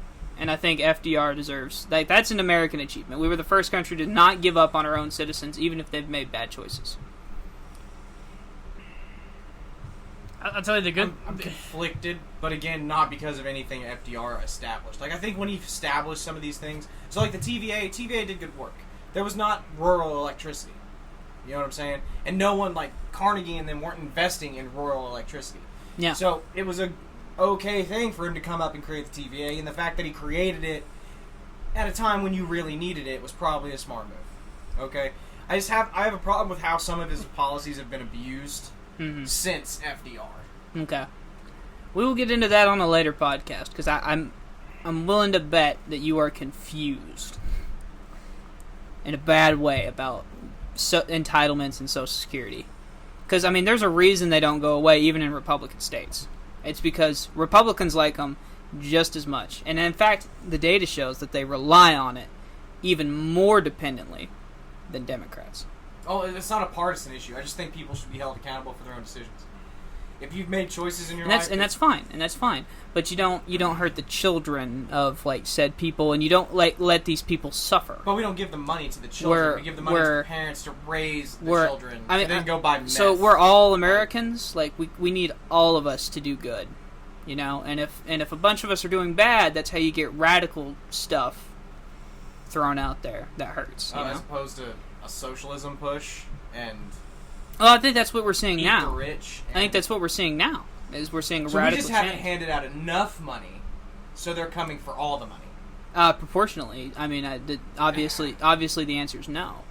Okay, we're getting off topic. But, and then right after that, he has another big deal on his resume. He wins World War II. I don't think anyone would argue, including dumbass Nick over here, that World War II was a lot his win. Yeah, A lot him and Stalin. Roosevelt won World War II. Now, who was the one? Who was his general? Depends on who you ask. Eisenhower. Eisenhower's the main man. And McCarthy in McCarthy the was Pacific. Pacific. Eisenhower was European. Who was after he died? Is it Truman? Yeah, it's Truman. Who Truman actually launched the nuclear Truman had the bombs. biggest decision out of the war. You can argue whether or not it mattered if he gave the okay. The boat, the U.S. Indianapolis, was already sending the stuff. You're talking about the atomic bombs now, Yes. right? Yeah. Okay. So, FDR won the war. Truman had the biggest decision to make, whether or not to use the bomb. Well, to be fair, FDR, I don't think he ever got to see Germany surrender. No. I don't think he ever... I mean, we knew, Like it was not an if we're going to be Germany at that point. It was when, and but you're saying Truman had a big decision about the bombs. Truman had probably the biggest decision. We dropped the single most deadly weapon to ever be created by man on an island Twice. For no military strategic value at all. It was just to see how big of a boom. It was to establish U.S. dominance. So- It was to show off our new toy. So the reason we dropped on a Hiroshima and Nagasaki is because everywhere else in Japan has already been hit by bombs. These were the only two cities that had never been touched, so we could see how truly destructive it was. Yeah, we could see like a before and after. Mm-hmm. And Okay. there's still shadows of people walking down the street On the in concrete. both of the major cities. Yeah. Here comes the sun. Do-do-do-do. Look, all I'm saying is Japan should have surrendered before then. I think they would have, had they known what was coming. So the two Oh, yeah. the two options were either invade mainland Japan, which would have cost thousands upon hundreds of thousands of U.S. troops. Well, the Japanese have been fighting off the Chinese forever. Like, they know how to defend their little island. Yeah. So it's like, Well, Hirohito, he would have for sure surrendered. There's no Yeah. doubt. And it Well, so at like that there's point, this. we had already basically conquered the Pacific. Yeah, we had island hopped our way all across, and we were basically there. And I mean, like, there's no doubt they would have surrendered. But to be honest with you, we needed to. And it was a political thing. It wasn't a Yeah. military thing. We needed to show. No, we needed. Truman thought we had to show the Russians what we had. Yeah. which was funny Because keep 'em in because a lot of people, particularly on the Western Front in the European theater, thought that war with Russia was coming next. Yeah. Because Gen- there was at the time there was a big communist movement in America, Yeah. and we were like, no. So General Patton, after he marched into Berlin, he Yeah, said, he's- we should keep going to Moscow, keep going, and then he mysteriously dies on the only person to die on this car accident as he turns right down the street he's drove through hundreds of times. Russian assassinations. A tale as old as time. Well, the problem was he was very popular with everybody, and if Patton wanted to go to war with Russia, he's probably going to go to war. Eisenhower. Honestly, if we were going to go to full war with Russia, that was the time. Well, the Russians knew we had the bomb. They didn't know how devastating it was, but they knew we were making it. Well, I'm just into a saying, bomb. Russia's depleted by the time we conquer Berlin. Because Stalin's just been throwing wave after wave of fucking soldier at Hitler. Russians are a harder people than we are. That's true. Like, the siege at Even- Stalingrad, they were eating, like, Rats. rats. Well, Yeah. what they told their soldiers dead was people. they didn't have enough guns per soldier, so you waited till your friend died. You picked up his gun, found out it had one bullet, and you said this whole German tank marching, and you thought, well, had a good life. Like even Run that tank. Great Depression Americans who've lived a harder life than probably any generation ever. Like the greatest generation went through shit that we cannot even comprehend today, and that was nothing compared The siege to of the Stalingrad. Russia, to Russian life. The fact they never the Germany Another turnip. Germany got so close to conquering them, and they just said winter and potatoes. Russia did conquer them. They're pushing them back to what it was at the Ural Mountains back there, pushing them almost back there. Conquered Moscow, conquered Stalingrad, conquered. They St. pushed them all the way Petersburg. back, basically, to the Siberian tundra. And you know, Stalin still won. And Stalin said, Russian winter, more troops, not enough ammo, go, go, go. Yeah. yeah. It's Well, Well, the as big much thing. as America is defended by private citizens owning guns, Russia is defended by winter. It's not so much winter; it's that Russia is Huge. and whenever your lines get so straight. exactly. So it's always been how are you going to transport your troops and your supplies, because you eventually run out of supplies and your tanks freeze and they can't go nowhere. Well, modern stuff wouldn't do that, though. We've got low temp stuff and whatnot. Yeah. But you're still fighting the Russians on their own court. So Yeah. Like the only people Russia lost to, Is other really, Russians. it's the Finnish, and they still won the war, but the amount of troops they lost compared to the Finnish right. was staggering. So It's, after the Second World War, we desegregated the military, and with that, desegregated schools. Yeah. Not much the to say. Civil rights movements in the 1960s. Yep, yeah, that's what we're getting to. So Brown versus Board happens, and they tell high schools, public schools actually, you have to Integrate. to integrate. It's coming. And there's the famous picture from Alabama Yeah, with What her. is it, where well, she's marched Governor in? George Wallace called the Guard Yeah. to defend his state's rights to not have black people at his colleges.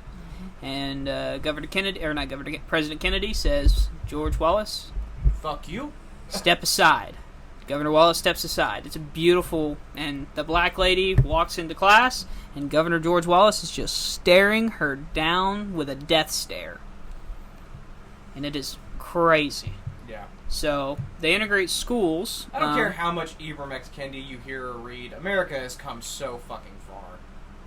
Like, Oh, yeah. Mm-hmm. Yeah, that's what, a generation and a half ago? well, generation's 20 years. I think that's the low ball on a generation, but I I don't know. I think that's the standard. I thought a generation was like your grandpa, your dad, and then you. Yeah, it's 20 years. It's 3 generations. Because I'd you say typically that's- reproduce in your 20s. yeah, so that'd be at least, 30, right? I'm talking now. Yeah. I'm sure the math on that is weird. Anyway, whatever. But, it's not that long ago. But, and then, here's one I didn't know. Not before recently, anyways. Lyndon Johnson, actually, after he became president, passed universal K-12 education No, that doesn't surprise me. in the at all. 60s. So you were guaranteed, it's now compulsory, so you have to, you By law. have to go through some level of education in America. It is literally illegal not to. Your parents go to Yeah. jail. Which is if Which you've is ever taken the political compass quiz, it's should classroom attendance be compulsory? It's saying should the government force your kids through an education process? So in modern times, that's of course yes, but back then, farther back. Oh, we so needed it back then more than we needed it now. Well, most of the time, your kids ran the farm with you, especially in the rural There states. were reasons to keep your kids home from school. I mean, certain states, kids got off But- all of hunting season because that's how your family provided during the winter. Yeah. We desperately needed to put some effort into education back then. I think a lot of people, And we did. We did. I think a lot of people, their problem with education isn't a problem with education itself. It's what's being taught as education. Yeah, the core So, like, right curriculum. now, there's this big push to get critical race theory pushed in. There federal absolutely is not. There super is. There so is not. There super It is a college grad class thing. It Okay. is not. I mean, look, You I take it up with the understand. people talking to their school boards. I understand. about their critical I race understand policy. that we So- have to have a boogeyman for the midterms. I get that. I that makes sense to me. It's good political strategy, but you should know that there is not one politician that is arguing for critical race theory to be a curriculum. They're just calling you racist if you don't want critical race theory taught in your elementary school. I don't even think that it's a push for that. So no. So schools are doing it. Negative. Whether a politician No. pushes Nope, it or not. that's not true. So take that. Because So what these do you peop- think these critical videos race that are theory going- is? Teaching people about, like, they should feel bad about being white because they're That's not responsible critical for race theory. Okay. Did you listen to the general's testimony? Critical race theory is just a study from grad students at Harvard. It started in the 90s. Oh, fuck them, that's hard. They were trying to figure out what laws were orchestrated to oppress black people from the 60s. And it has evolved since then. You take that same model, you could work it forward or backwards in time. That is all it is. It is a grad student project. That's all it is. There is no curriculum right now that teaches it. There is no curriculum that's ever going to teach it. So what is teaching white kids that they need to feel bad about slavery that happened? Bad teachers. Yeah, bad school. Okay then. Fair enough. Yeah, that's fair. Bad teachers. I mean, yeah, regardless of whether we agree on them teaching critical race. I know, but I think the thing is that people needed a label to attach it to, and this was the closest thing. If you want a real label to attack the 1619 Project. Oh, yeah. oh, okay. So I mean, here's- it's the same thing. It's here's- not okay. trying. We probably should. So this is all about July 4th, 1776 being the founding of our country. We should probably shit on the 1619 Project. Don't you guys think? I mean, yeah. I mean, I don't. Go Go for it. All right, hold on. Before we do that, a lot of big things happened in the '60s. Martin Luther King. Jr. Well, hold on marched now. Washington. We're pausing on the list now. Well, no, we can talk about it later. Shouldn't we shit on it? Yeah. I mean, if you want your soapbox, go for it. Like, Well, it's not a soapbox. It's just pointing out something that's totally and entirely false. okay. Like, the idea that the founding of America was with the institution of slavery is just asinine. Yeah, I agree. Like, it's just, okay. See? It's quick. We just gotta shit on it a little bit. hate- The fact that she's been tenured, too, really rubs me the wrong way. What do you mean? She just got tenure at some journalism college in Boston, I think. Oh. The writer, the founder of the 1619 Project. Well, historians aren't a fan of it. I'll tell you that much. Critical race theory, there's a decent debate, and it's. I mean, it may not please you to hear this, but the majority are like, oh yeah, absolutely. A bunch of these laws in this country, the historical reasons, like gun control, for example, the historical reason for gun control is to keep black people from owning firearms. See, that's dumb. Guns are for everybody. Okay, well, you didn't deal with whatever. Didn't deal with what I said. I'm saying that like that Well, the reason, the we intent understand. of the we law. understand that. We still think it's dumb. I'm Yeah. just saying, like, there are, like, legitimate, like, systemic problems. Are voting laws that disproportionately happen to affect minority populations? So, like voter ID, since less minorities have a voter ID. That's not true. Not in all No, states. well, no, this is the argument Democrats make.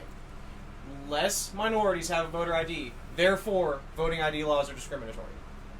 I think that's one thing we'll have to wait and see, to be honest with you. That's they're not true. full of shit. In Georgia, They're full of shit. most minorities have voting cards. I mean, Yeah. it's the same thing. So Stacey Abrams, if you didn't know, is not against voter IDs. She just wants to expand what is and what is. She was against voter IDs. She for said like you've got 8 to years. expand what counts as a voter ID law. Did you know in Georgia you can use a student ID to buy a firearm, but you cannot use a student ID to vote?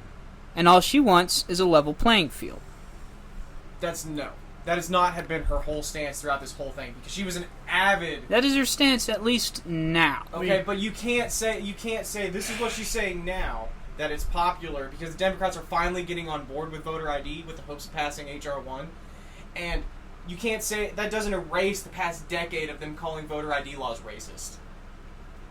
Like, Well, would you Abrams- at least admit that the origins of those are racism?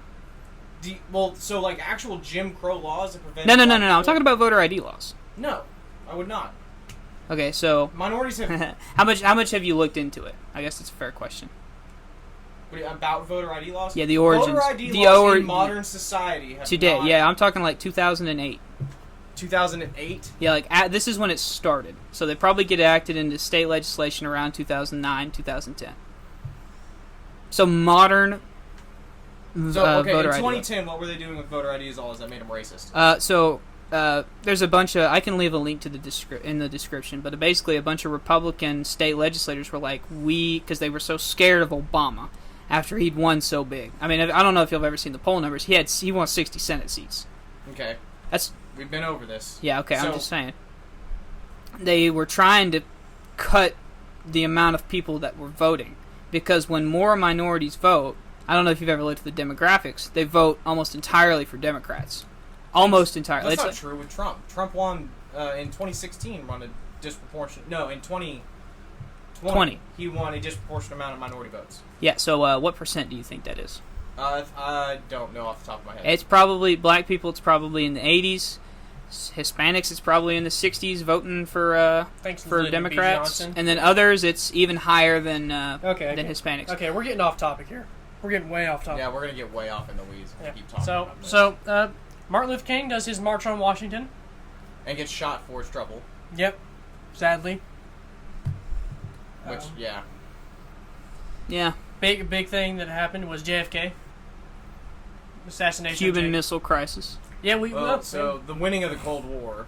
that was Well, we didn't. we didn't win. That was the 90s. start, to be honest with you.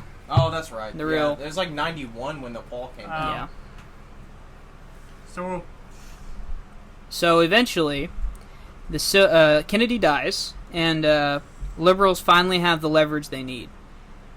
Because at that point, LBJ had a golden ticket. He could win after whatever he wanted legislation-wise. And he chose civil rights. Yeah. he wanted to keep Kennedy's legacy going, and I've told y'all, LBJ was one of our biggest presidents, stature-wise. Like, he was tall and he was big.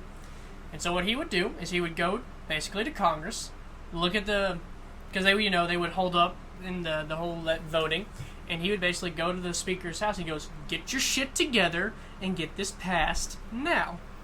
He goes, "I want it on my desk before tomorrow, or I'm going to come back down here again. And he basically said, you know, they would go off for like 2 weeks out of committee and then come back. He goes, nope, I don't care if we got to do this every day. We're getting this passed. We're going to get this fixed, and you're going to come in every day. There ain't going to be no holiday for y'all. He goes, you're going to figure it out real quick. Yeah. No breaks till civil He rights. was he was really, really good at passing legislation. And there was a big wonder if he really was going to do it. But, I mean, you know, thank goodness he did. Yep. And he had to have Kennedy die to do it, and that's what's really sad. Yeah. Because without Kennedy dying, they don't have any leverage. No. They have none. So, What leverage did Kennedy getting assassinated give him, though? well... He wasn't assassinated by a racist. Well... Lee Harvey Oswald was just a PTSD survivor, wasn't he? Yeah. He was Still a racist. I mean, you could argue he was a communist, but, he had some ties. But, the leverage that it gave him was political leverage. So Kennedy's big platform was a lot of it was civil rights. A lot of it was the sex culture, you know? A lot of it, like, you know, I don't care, let's all just, you know, peace, free love, whatever. And, of course he fought for civil rights, but, you know, he didn't really fight for civil rights. He advocated for them. Yeah. And Lyndon Johnson was like, aha. We've got something we can use. It's kind of when Lincoln was assassinated. You know, the vice president really hammered home Reconstruction. Took it a little too far. Made the South pretty bitter. Yeah. It's the same reason. Like, it's like when Reagan got shot. That was a big political leverage. Yeah. Oh yeah. So. I mean, Reagan getting shot was probably what won him his re-election. Oh, it most definitely was. Yeah. Like, we landed a man on the moon not long after. Yep. In 1969, I think, right? Yep. And I don't care what you say, that actually happened. Yeah. Isn't that sad?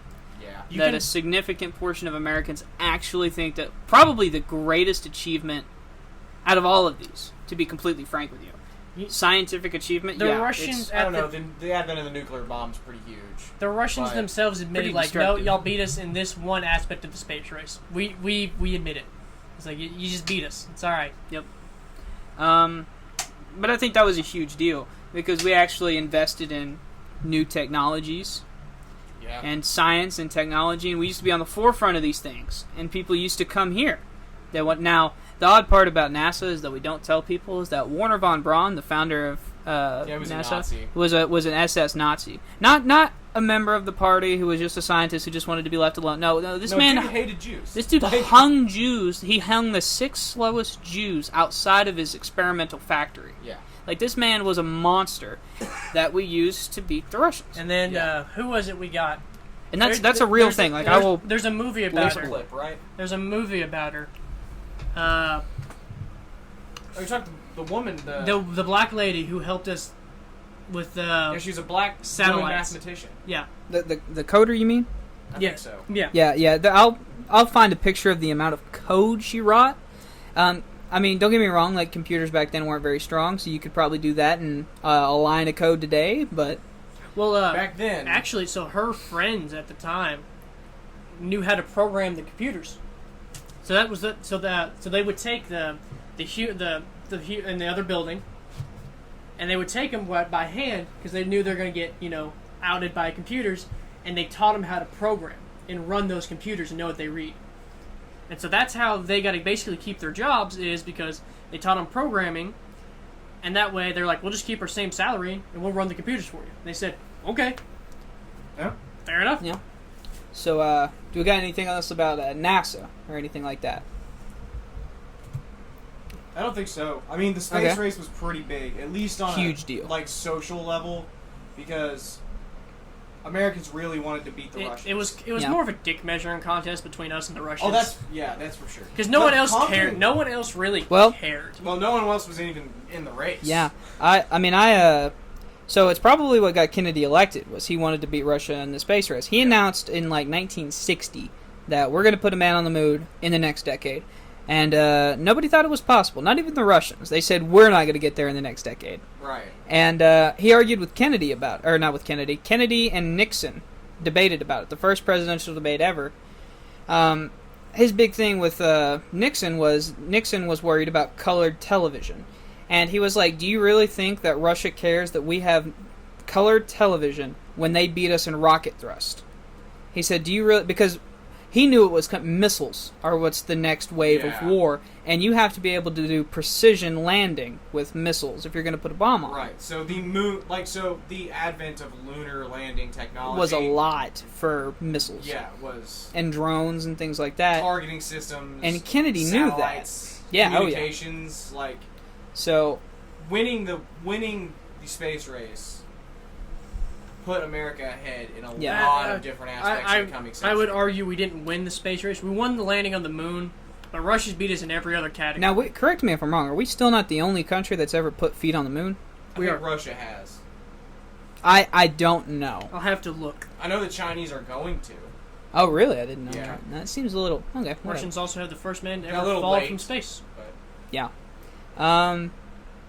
So the next one, I'll be honest with you, I tried to find stuff for the 70s to round up this podcast, like getting towards the end. Not a lot happened in the 70s that was good, man. I mean, between like Nixon crime rates, making us lose faith in our government, the Vietnam War was an absolute shit show. Freedom of speech. I don't think anyone would argue that. Yeah. They shot college students at Kent State for protesting the war. Mm-hmm. Damn. Yeah. That's a big massacre. You've probably seen it in a textbook. If I show the picture, I swear you've seen it. But then we get to the 80s, and a little bit of good does happen. Oh, we thought there was going to be some good with Jimmy Carter, and then Iran basically, kidnaps all of our ambassadors. And it's probably what cost Jimmy Carter the election. And then Reagan gets elected.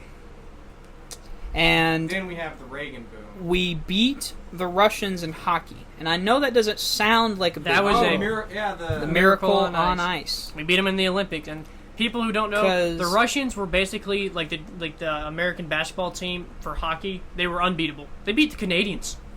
They were literally undefeated. Well, they're meaner than Canadians. And I don't mean just one time, a couple of times. They had won for 20 years. Yeah. They were dominant. And to be fair, it's because we could only play college kids, because our professional hockey players were getting paid. You couldn't play in the Olympics back then and be paid. But it didn't matter, because every year they scrimmaged our hockey all-stars, and they proceeded to beat the ever-living fuck out of the best hockey players we could put on ice. And the fact that a group of hockey kids beat them from college is just insane. And it was a huge win.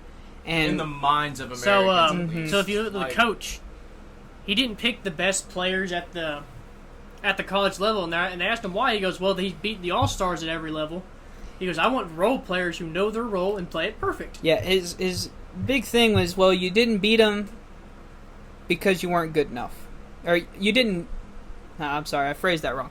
So he said, you lost. If our all-stars lose, what chance do college boys last? And he's like, well, you didn't beat them because you weren't good enough. You lost to them because you didn't have the right team.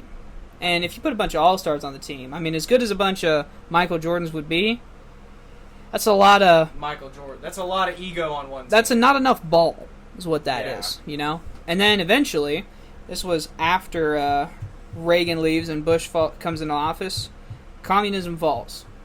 Yep. Gorbachev basically ended communism. Yeah, Americans took a lot of credit, but from my understanding, Gorbachev, when he got elected, he was like, his campaign was communism is down. Perestroika's, glasnost, he gave everyone the right to vote for all the USSR, like Ukraine, Czechoslovakia, all those on the other side of the wall could now have presidents. You could vote for who you wanted to represent you for the USSR. And so everyone knows Reagan's famous speech, Gorbachev, tear down this wall. Nothing happened for 2 years. Gorbachev won a Nobel Peace Prize because he tore down the wall. Because he wanted to end it. He's like, no. I think the moral of the story is communism eventually defeated itself. Well, basically, he gave everyone the right, to voice their opinion. I think they chose to vote communism out. And so the big heads of the USSR threw Gorbachev in prison. Well, and luckily they had Gorbachev, who wasn't going to make them fight it out. No. Because you try to vote communism out with Lenin or Stalin in, you just get... I don't know about Lenin. I feel like Lenin's going to be one of those guys. So Stalin, there is no question. That is a moral monster. But if Lenin had a shot, I mean, I feel like history... I want to know how that history plays out.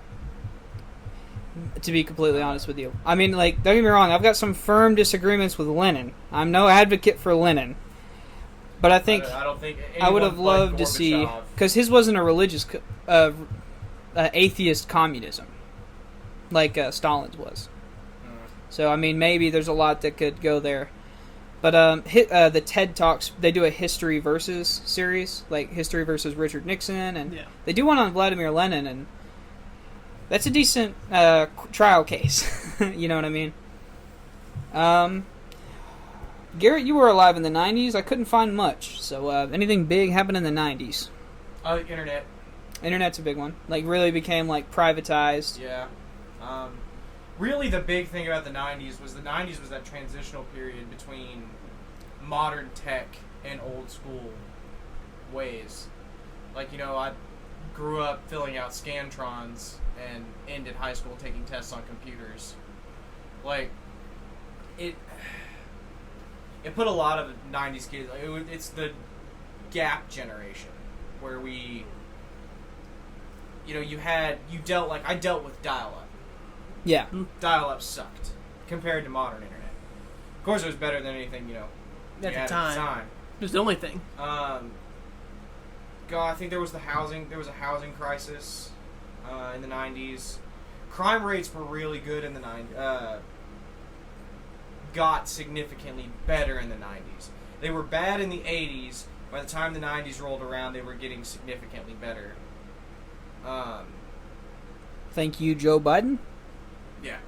Yeah. Legitimately, thank you for the crime bill. That's, I mean, one of the few good pieces of legislation Joe Biden has is the crime bill. Doesn't want to take credit for it now, but... Yeah, because he gets called a racist by his vice president. But... Yeah. People tend to romanticize the decade they grew up in. You know, the people who grew up in the 60s do it. The people who grew up in the 70s do it. Right. So I'm probably not the we best person. We 90s kids, you know, we like to take credit. Shut up, 1999. You don't get it. 2 months early, November 1999. Look, y'all cannot hate on me. I couldn't help when I was born. Yeah, but you don't get to claim 90s. What do I know? What do you mean? Are you gonna, like, say I wasn't born in the 2000s? Yeah, you were basically born in the 2000s. Can I hit him in the dick yet? Yeah, here's a hammer. Oh, God. Okay. This anyway.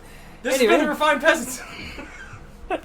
Okay, so anything good come out of the 90s? I think a lot of...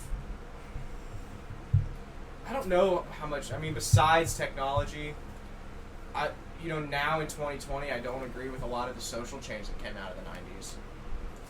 Well, what do you mean? I mean, I don't know what came out of the 90s, so I don't know. So, the 90s, like you said, critical race theory starts getting taught, or comes out in Harvard. It's basically the beginning of all the fruits that we're reaping now. Okay. So, entitlements, I don't necessarily disagree with homosexual marriage, but the advocation for homosexuality comes out in the 90s.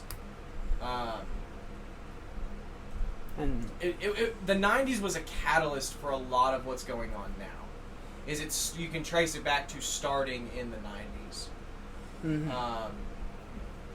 And I don't, as far as like in specific good that came out of the 90s, I mean there were a lot of good cartoons. I was a kid. Nintendo. Yeah, I mean video games came out of the 90s, but I'm Anime. trying to stay off tech. Yeah, anime being allowed in America. That was one. a big thing. I mean, showed on Sundays, too. Yeah. One thing that I really don't like about the 90s is the collapse of religious institutions. Basically, after the 90s, it just slowly... What do you mean? Church attendance goes down after the 90s. Oh, yes, absolutely. Like, culturally, we are becoming way less religious. Yeah. And it's which is at a staggering Still rate. need the world in it. I don't think... Well, the Middle East is world. part of the world. The developed world. He means Europe, is what he means. Like, Oh. whenever people say the world, they mean basically like West. Yeah, the West. Israel. Yeah, but I would yeah. So then we roll around to the 2000s. 9/11 happens. Not good. Yeah. We get into 4 or 5 wrong wars. We win them. Still fighting one of them. Still fighting all of them. Well, no, we're only in Afghanistan now. We're in the process of pulling out. We still got a presence pretty much everywhere. I'm, let's do a total pullout, which I think that is what Trump wanted to do, and his generals wouldn't let him. Which to me, that's so weird. If the president of the United States says, I want to pull my troops out from a country, and your generals can override you, like, what kind of bullshit is that? Well, I don't think they could override him. I'm telling you, they did, though. That or Trump didn't push hard enough. Trump probably didn't push hard enough. So the problem is if you pull out against the advice of your generals, and then something goes wrong, and when we pull out, something will go wrong. Like, they'll go back to fighting each other, ideally, but that's not the worst that could happen.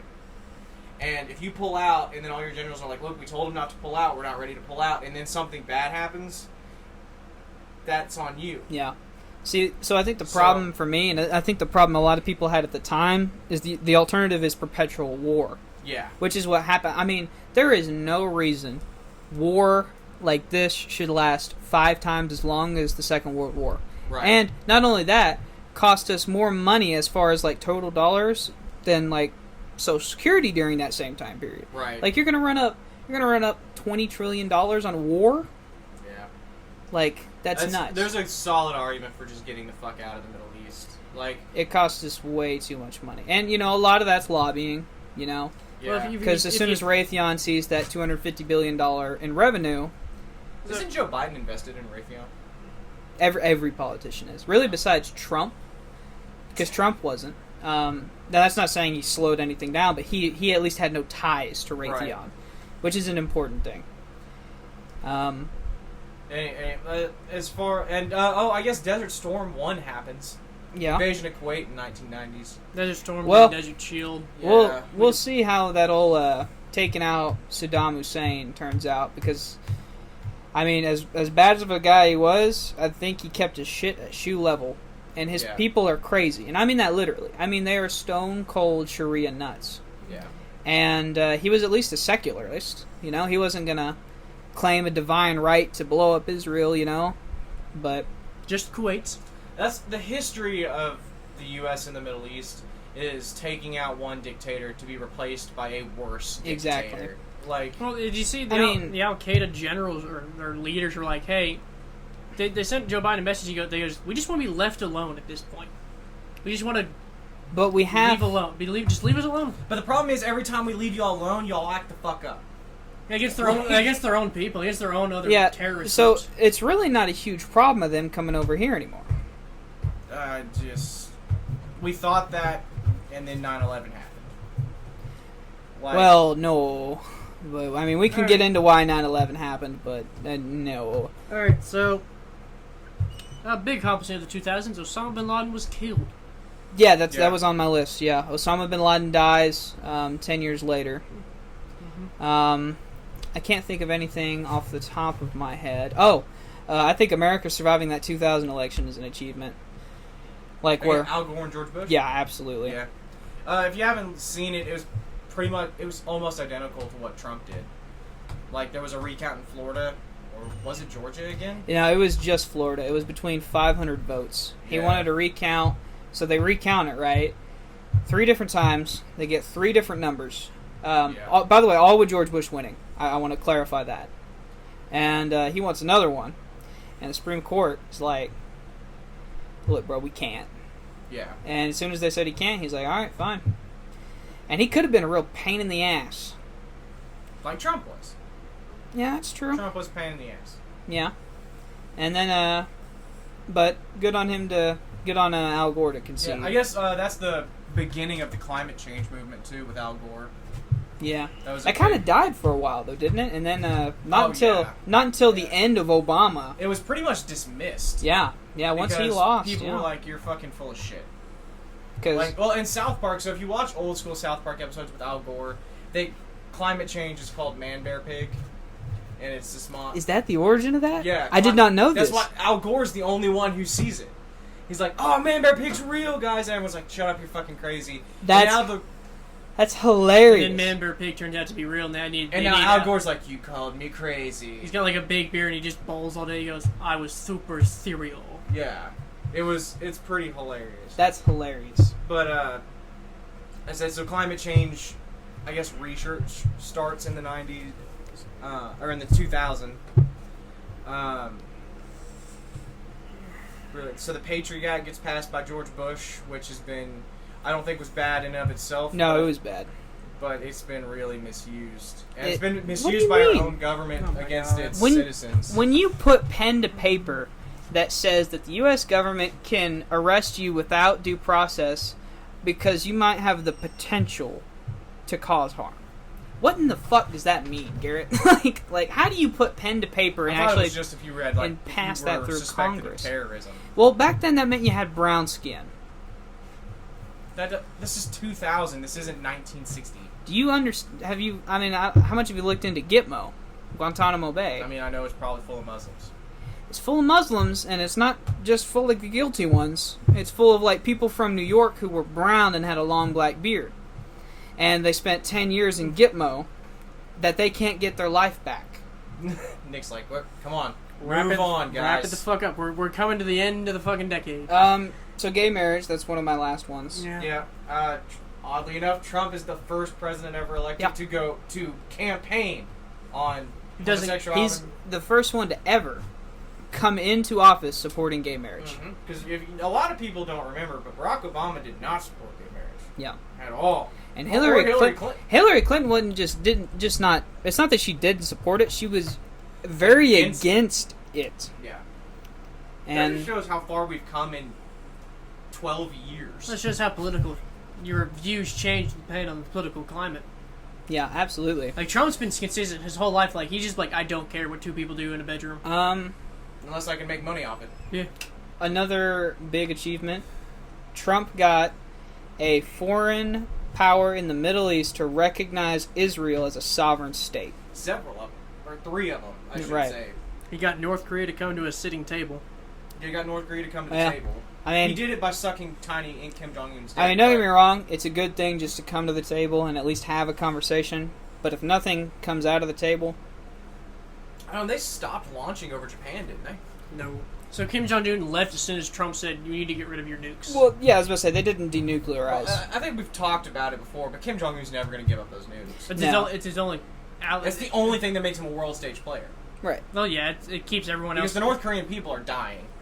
Well, Yeah, nukes are they're a weird good-evil type thing. They guarantee survival, but at the same time, they impose a lot of hardship on your country. neutral destruction that no one wants to go to. Yeah, no one wants to push that button. Yeah, so but at the same time, the USA can't have you running around with nukes, so we're going to impose, like, economic sanctions on you, because we can have you with a nuke, but we can't have you with a nuke and with more money than us. Yeah. That's... Looking at you, Iran. Yeah. But, lasting thoughts. I'm thinking something in the 20th century, just to wrap up this podcast on some great achievements. We survived Y2K and 2012. I, as a 90s kid, have lived through more supposed apocalypses Me too. than any other generation. Me too. It was frightening. I bet it was. I was crying, probably. You were probably screaming. But, I want to know how history will look at the Iran deal. I wonder if that'll be anything, or if that'll just be a big old bowl of nothing. Not super big deal, probably in the long run, to be honest with you. Yeah. I mean, either way. Yeah. I don't think history is going to view it as horrible or great. It's not going to be a long... It's not going to be one that probably You're going to get a paragraph of it in history books in 2040. Honestly, if that. You know what I'm saying? Yeah. Nick, any 21st century achievements by America that you think need to be mentioned? Nah. I mean, not that we haven't covered. All right. It's, technology advanced. Yeah, technology so was fast. a lot. Yeah. Like, living through that was crazy. Like, one day you wake up and the only... when I was in school, you still did research at a public library. And now... It's basically like the invention of a light bulb. It revolutionized everything. how you did homes and all that. Oh, yeah. I think, honestly, the stimulus will go down in the history books. Which one? I think all of them. So the 2008 financial crisis probably goes down. I'm in the paychecks to the people. Oh, for COVID? Yeah. 'Cause I COVID think... probably goes down in the history books, though I think the farther we get away from it, the less of a big deal it'll be. potentially. Like, now the changes that came out of COVID will probably stick around, but the idea, like, as history looks back, I think a lot of them are going to be like, yeah, they freaked out over a new flu variant. The whole world, though? Yeah. I don't know, man. I don't know about that one. But, as far as running out of ideas. First black president. Yeah. Yeah, that is a big one. And, I can't wait for the first, because if y'all didn't know, Barack Obama's mixed. And, whenever our first full-blooded black president runs, I feel like it will be equally a big deal. Because... Oh, I think the left will make it. Exactly, yeah, that's what I'm saying. Yeah. Like, the first woman president. Like, it's not enough to be half black. You know what I'm saying? You have to be full black. Barry. And I'm like, bro, like, it just... is kind of odd how quickly Barack Obama's been thrown to the wayside. Think so? Yeah. I think he wants to. I think he wants to be out of... I think he was so done with being president towards the end. And don't get me wrong, he campaigned for Joe, but I tell you what, he didn't do it for his fucking Secretary of State, Hillary. He did not give a single flip if that girl won or Even lost. Democrats don't like Hillary Clinton. Basically, she got to be Secretary of State because she was Hillary Clinton. Alright. Is that it?